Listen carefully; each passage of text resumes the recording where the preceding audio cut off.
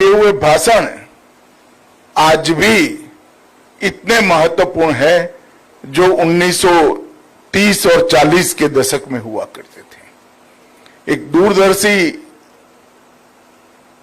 व्यक्तित्व जब 4-5 दशक तक एक संस्था के साथ बंद कर शिस्तबद्ध तरीके से काम करता है तो बहुत अच्छे परिणाम आते हैं। पूजनीय गुरु जी का जीवन उसी का बहुत बड़ा उदाहरण है। मित्रों, यहां पर जब मैं आया हूं तब अभी आज वृक्षारोपण का कार्यक्रम हुआ। मेरे हाथ से अगर के वृक्ष का पौधारोपण यहां पर कराया गया।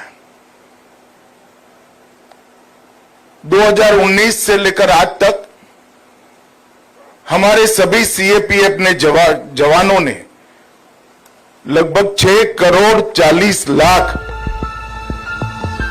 वृक्षों को लगाने का काम किया है। इस साल हमने थोड़े कम वृक्ष लगाने का निर्णय किया है। इस साल हम 40 लाख से 60 लाख वृक्ष लगाने वाले हैं, परंतु हमने ये तय किया है कि लगाए हुए वृक्षों में से जो वृक्ष बच नहीं पाए वो सबको पुनः लगाने का काम इस वर्ष में हम करने वाले हैं। और अगले साल हम सबका एक सामूहिक संकल्प बनने वाला है कि अगले साल एक ही वर्ष में सीएपीएफ के जवान 2 करोड़ से ज्यादा वृक्षों का लगाने का काम करेंगे और पर्यावरण की और देश की सेवा करेंगे। आज विश्व पर्यावरण दिन है। हम सब जानते हैं कि विकास की अंधी दौड़ ने पर्यावरण को बहुत बड़ी क्षति पहुंचाई है। प्रकृति का दोहन करने की जगह प्रकृति का शोषण करने की वृत्ति ने, ये मानवीय स्वभाव ने पूरी पृथ्वी को खतरे में डाला है। पृथ्वी का तापमान के बदलने के कारण जलवायु परिवर्तन और ओजोन के लेयर के बीच में पड़े बड़े बड़े छिद्र ये पृथ्वी को जीने लायक नहीं छोड़ेंगे अगर हम आज जागरूक होकर इसकी क्षति की परिपूर्ति की दिशा में काम नहीं करते। हम सबको मालूम है कि सूर्य की सीधी किरणें अगर पृथ्वी पर पड़ती है तो जीवन नष्ट हो जाएगा। जो सूर्य की किरणें हमारे जीवन का कारण है वो ही हमारे विनाश का कारण बने। ओजोन का जो लेयर बीच में है सूर्य और पृथ्वी के बीच में, वो ही सूर्य की किरणों को मानव और अन्य जीवों के लायक बनाता है। और कार्बन डाइऑक्साइड और अन्य जहरीले गैसों के कारण लगातार ऊपर ये जहरीले गैस जाने के कारण लगातार रासायनिक प्रक्रियाएं अवकाश के अंदर होने के कारण ओजोन के लेयर के अंदर बहुत बड़ी छिद्र बने हैं जो हमारे तापमान को विषम बनाकर रख दिए हैं। इसका एकमात्र उपाय अभी तक जो ढूंढा गया है वो वृक्षों की संख्या को बढ़ाने का है। और मुझे तो आनंद है मेरे जैसे व्यक्ति को कि जिन लोगों ने पर्यावरण का नुकसान किया है वो भी जरा संभले हैं, सचेत भी हुए हैं और ये नुकसान की परिपूर्ति में आगे आकर विश्व का हर देश आज पर्यावरण की चिंता कर रहा है। हमारे प्रधानमंत्री जी ने कई प्रकार के उपाय एक साथ चालू किए हैं।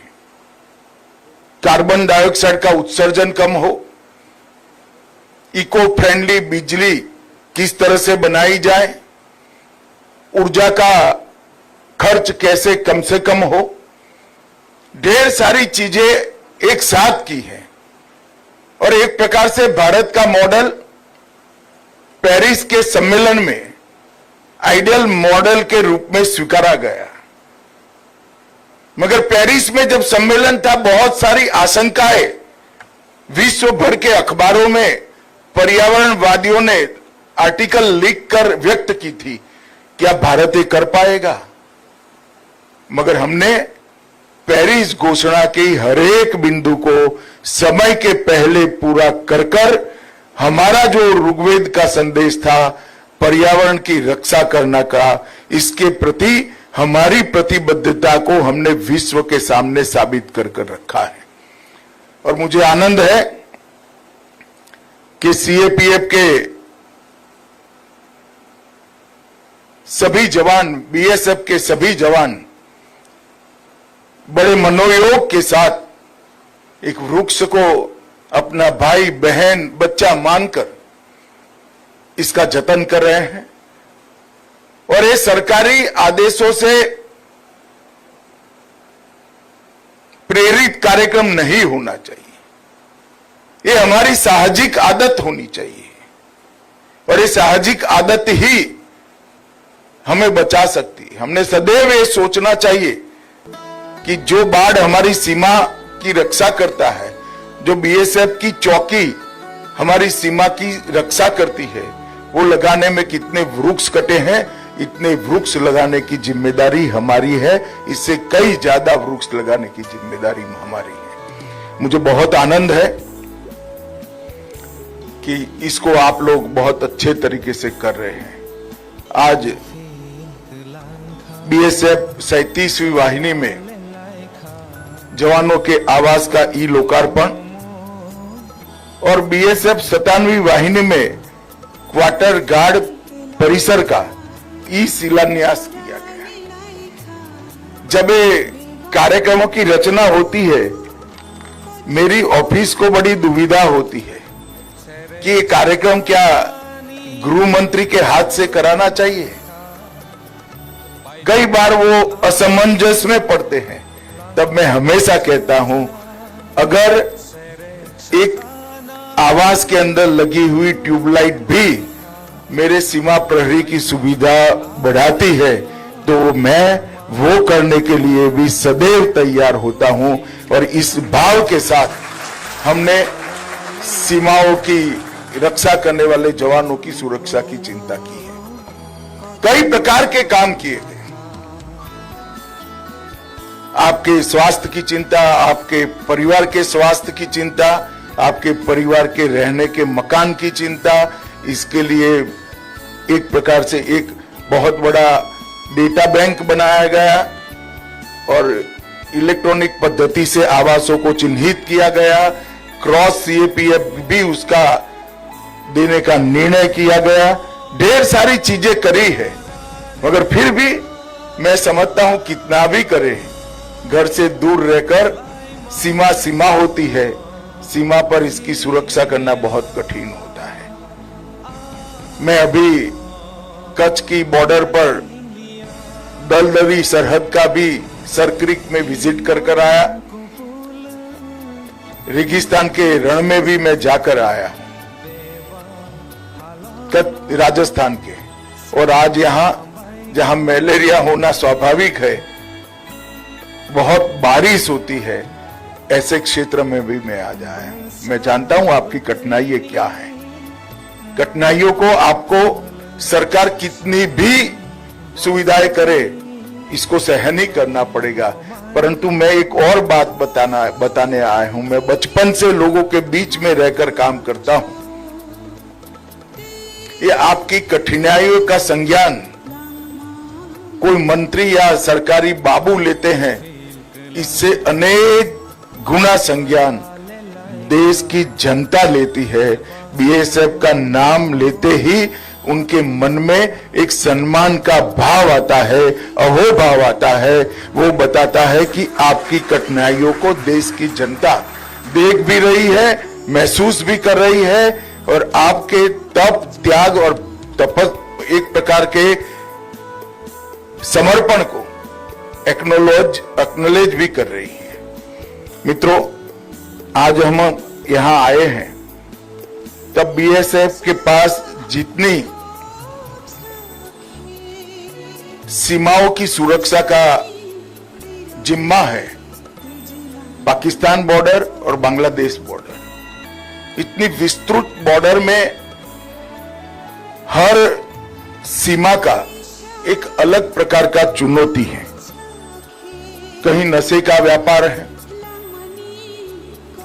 कहीं पर ह्यूमन ट्रैफिकिंग का सवाल है, कहीं पर हथियारों के स्मगलिंग का सवाल है, कहीं पर ड्रोन से ड्रग की ट्रैफिकिंग और नकली करेंसी की ट्रैफिकिंग होती है।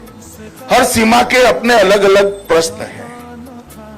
हमने तय किया है कि बीएसएफ जहां जहां है, एसएसबी जहां जहां है, वहां पर स्मार्ट बॉर्डर का निर्माण करना और एक चतुष्कोणीय सुरक्षा रणनीति के तहत स्थानीय प्रशासन को साथ में लेते हुए, टेक्नोलॉजी को साथ में लेते हुए, हम आपके परिश्रम को साथ में लेते हुए सीमाओं को एकदम अभेद बनाना। और इस स्मार्ट बॉर्डर का कंसेप्ट फाइनलाइजेशन के स्टेज पर है।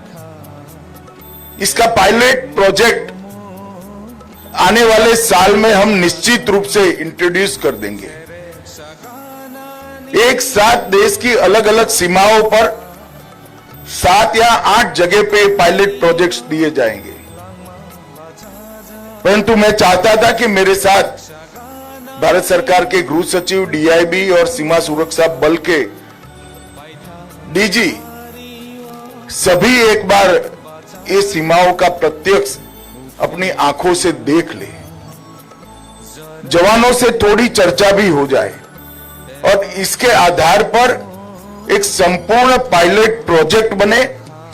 पायलट प्रोजेक्ट में से जो टिथिन प्रॉब्लम आएंगी, जो कमियां आएगी, जो छिद्र आएंगे, इसको पूरा कर कर पूरी सीमा को स्मार्ट बनाने की दिशा में हम आगे बढ़ेंगे। कंसेप्ट के अंदर डिस्ट्रिक्ट मैजिस्ट्रेट का भी रोल होगा, एसपी का भी रोल होगा, गांव के पटवारी का भी रोल होगा, गांव के सरपंच का भी रोल होगा।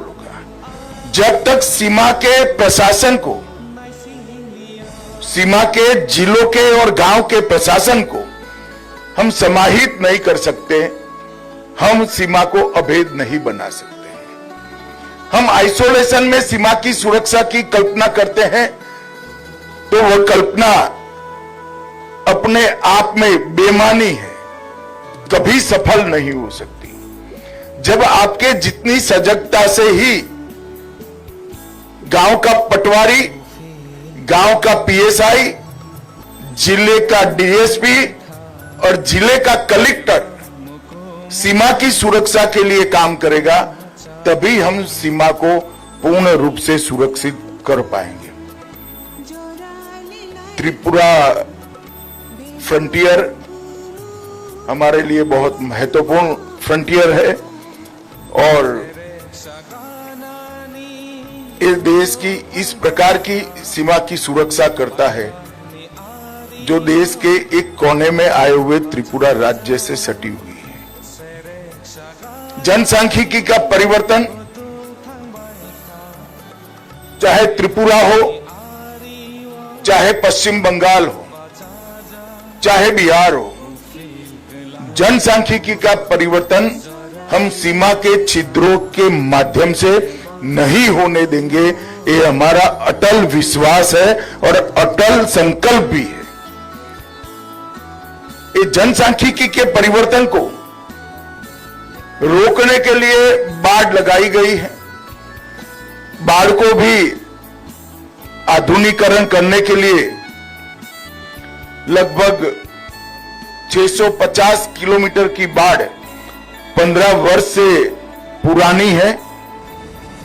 उसमें से 119 किलोमीटर नई बाड़ की भी हमने घोषणा कर दी है, मंजूरी दे दी।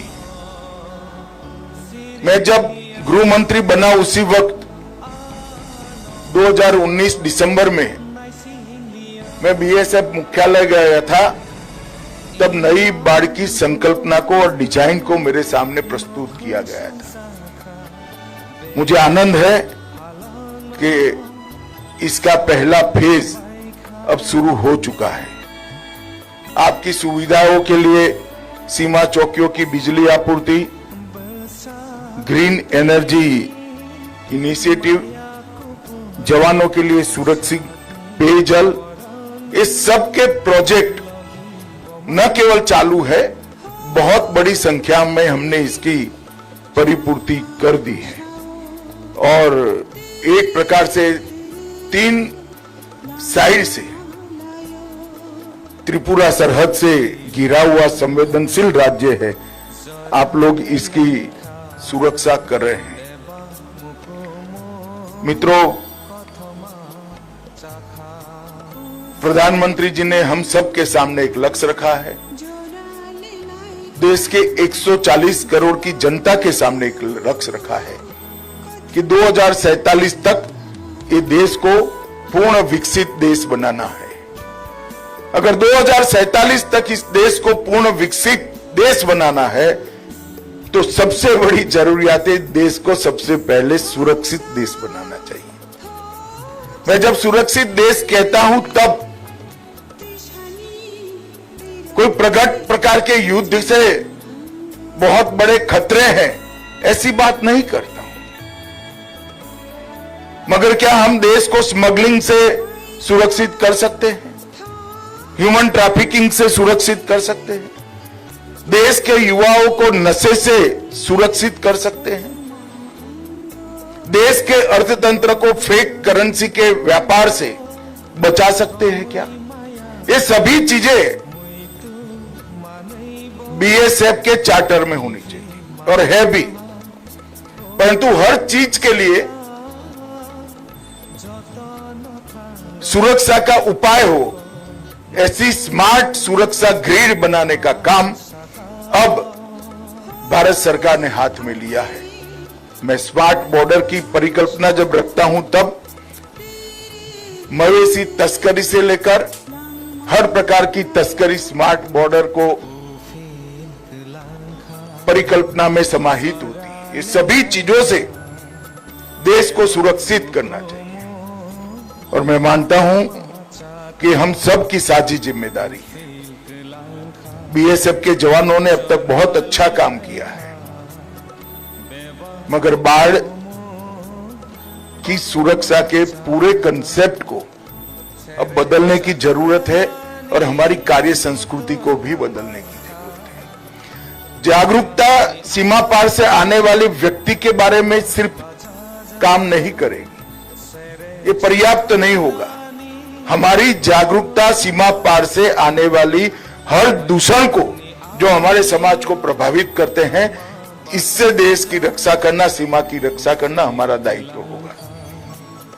तो सीमा सुरक्षा का स्मार्ट फेंसिंग का कंसेप्ट और चतुष्कोणीय सुरक्षा ग्रिड का कंसेप्ट, ये आने वाले दिनों में सीमा की सुरक्षा करने वाले हर सीएपीएफ का, चाहे आईटीबीपी हो, चाहे एसएसबी हो, चाहे असम राइफल हो, चाहे बीएसएफ हो, उसका एक कार्य संस्कृति बने, इसके लिए हमने शुरुआत की है। और उसी के एक हिस्से के रूप में आज मेरी लंका मुरा की चौकी पर आप लोगों से बातचीत हो रही है। मित्रों, मेरी अनंत अनंत शुभकामनाएं आप लोगों के साथ है। मैं हर बार जब बीएसएफ के कार्यक्रम में जाता हूं, तब कहता हूं, पूरा देश की जनता और विशेषकर भारत का गृह मंत्री रात को सो पाता है, क्योंकि आप बॉर्डर पर रात को जगकर हमारे देश की सुरक्षा कर रहे हैं। और ये बहुत बड़ा आपका काम है। इसको बड़ी देश की जनता बड़े सम्मान के साथ देखती है। भारत सरकार का गृह मंत्रालय भी इस स्पिरिट को और आपकी कठिनाइयों को बहुत अच्छे तरीके से समझते हैं। फिर से एक बार सभी को मेरी बहुत बहुत शुभकामनाएं। वंदे मातरम।